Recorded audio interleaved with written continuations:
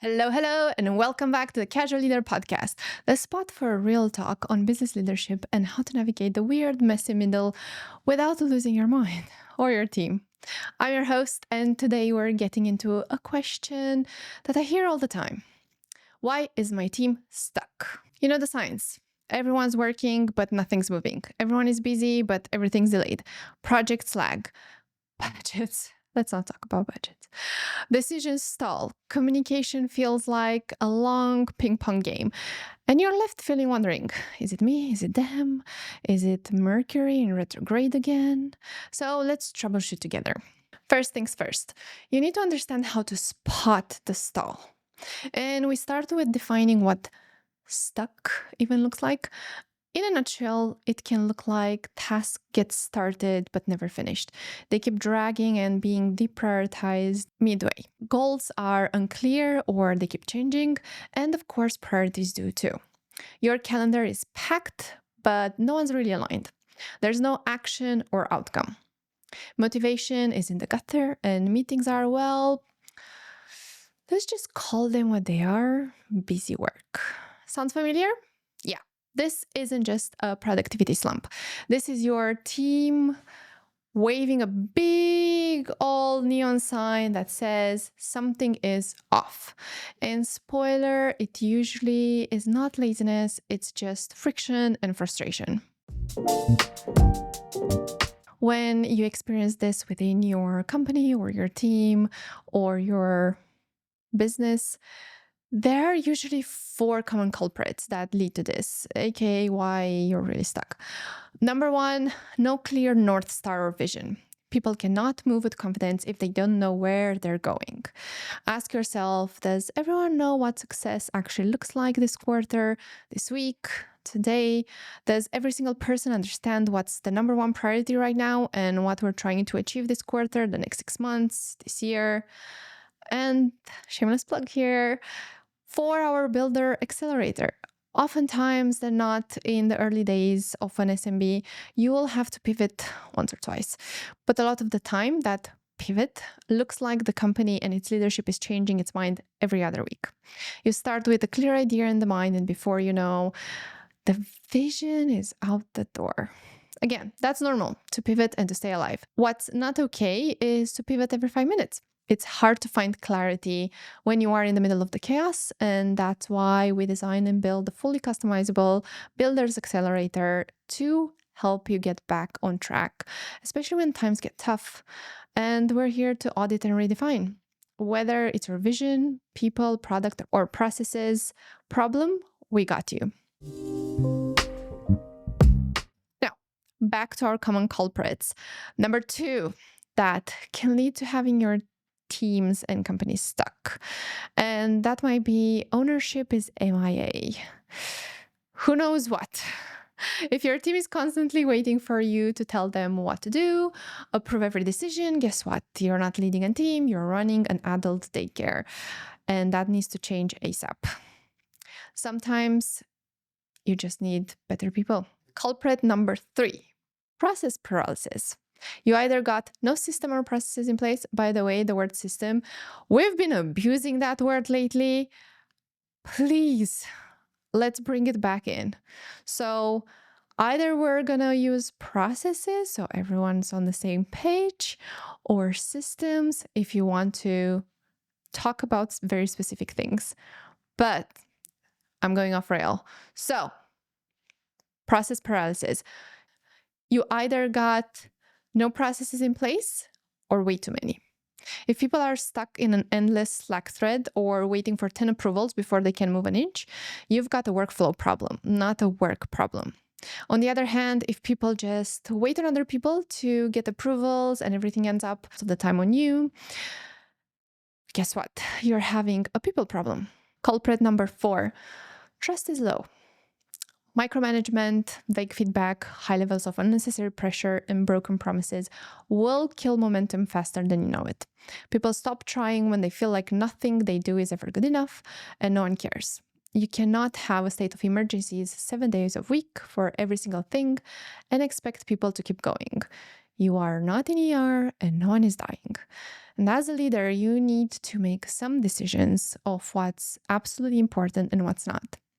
Afterwards, communicate it clearly and empower people to take ownership. Set the direction, communicate what's expected, what's the outcome, by when, have regular catch-ups, and past that, you're done.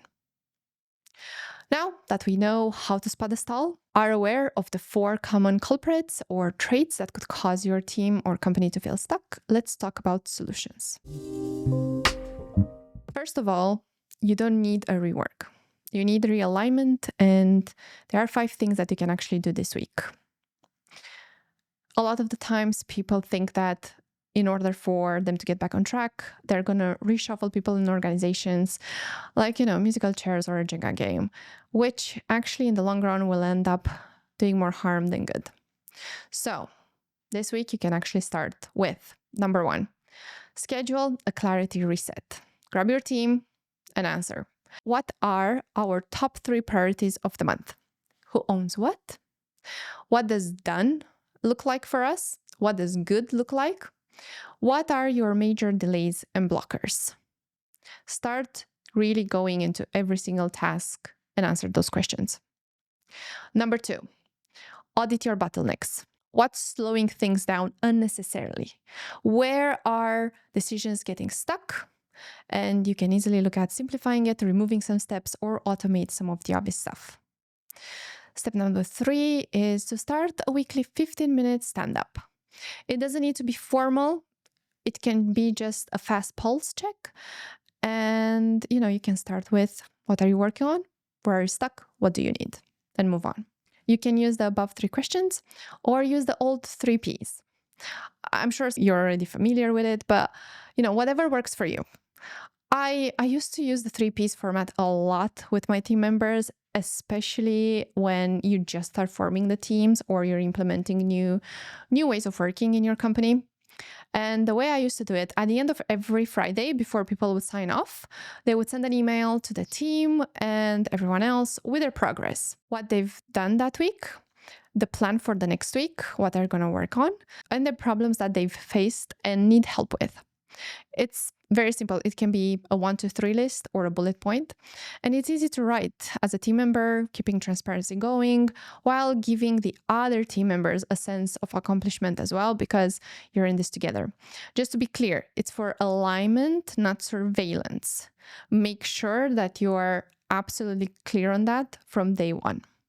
Step number 4, give ownership. Then back off. Let people run with something. Let them mess it up a little bit. In short, delegate. You're not building robots. You're building trust. I know it can be hard if this is the first time that you're building a team, and I cannot stress enough that if you cannot grow as a leader, neither will your team or company. Shameless plug here. Folks, if you're having trouble delegating and every time you delegate it's frustrating or a complete disaster, we got you. We are working with founders, CEOs, and leaders in our Builder, Accelerator, and Enterprise Partnerships programs as well to craft dedicated workshops for you and for your teams to successfully delegate and execute. We put back focus on the product and the outcome with the right processes and frameworks in place. No muss, no fuss. Now, back to our steps. Step number 5, do a trust temperature check. Ask your team anonymously on a scale of 1 to I'm updating my LinkedIn to open to work. How safe do you feel giving feedback, answering questions, asking questions, or pushing back? But before you actually go ahead and ask your team that, ask yourself this. Do you know what trust is and what it looks like? It might sound simple, but I remember when one of my mentors actually asked me plainly, can you tell me what trust is? How do you know when you can trust someone? And my mind just went completely blank. I couldn't explain in very simple words why I trusted some people over others, except for saying, I know I can. So he simplified it for me in a very interesting way. You trust someone when they say what they'll do, and they'll do what they say. I'll say it again. You trust someone when They say what they're going to do, and they're going to do what they say. I'll never forget it to this day. And I always look for people that can provide certainty by saying what their plan is and what they're going to do, and follow up with actions and actually do the things that they said. There is no guessing work, no wondering, no uncertainty, no frustration or anxiety. It's really simple, right? Our sixth and final step when we talk about solution is a difficult one. Step number 6 is when it's you. Look, sometimes it's not the team, it's just the leadership. It's the founder, the C-suite, the executives. And yeah, that's a hard pill to swallow. If you're still in every decision, if your team's afraid to challenge you, or if your expectations shift depending on your mood, that's a real issue. Instead of providing clarity, trust, and certainty, you're offering anxiety, misalignment, friction, and frustration. But the good news, you get to reset the tone. Start being the kind of leader who asks more questions, share your why behind the what, and own the part in the friction and commit to doing better. I know it's easier said than done, but it does work, and it takes time for the team to understand that as a leader, you take accountability and ownership in the parts that you contribute to having the issue in the first place. Ask for time, patience, and help to make the company a better place. And together you can commit to always make incremental steps towards a better business and place to work. And that's how teams actually get unstuck. Not with a team lunch, not with a ping pong table, but with real change that needs to start with you and with your growth. All right, that's your business troubleshoot for today. If you take away anything from this episode, is that being stuck is a signal. Start small and investigate. Clarity, ownership, and communication, trust, they go a long way. If you love or hate this episode, let us know in the comments below. We're here for both, so let's get the conversation started.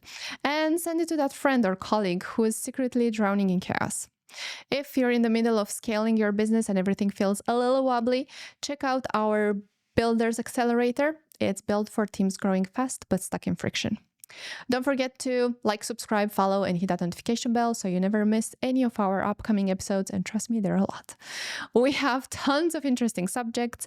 And also don't forget to join our community. You can join on our website, thecasualleader.com, or you can find us anywhere on social media. For resources, toolkits, and guide, feel free to check our website, thecasualleader.com. Until next time, keep being you authentically, lead clearly, build smarter, and remember, everything starts with you. Start casual, keep going, keep growing. Bye!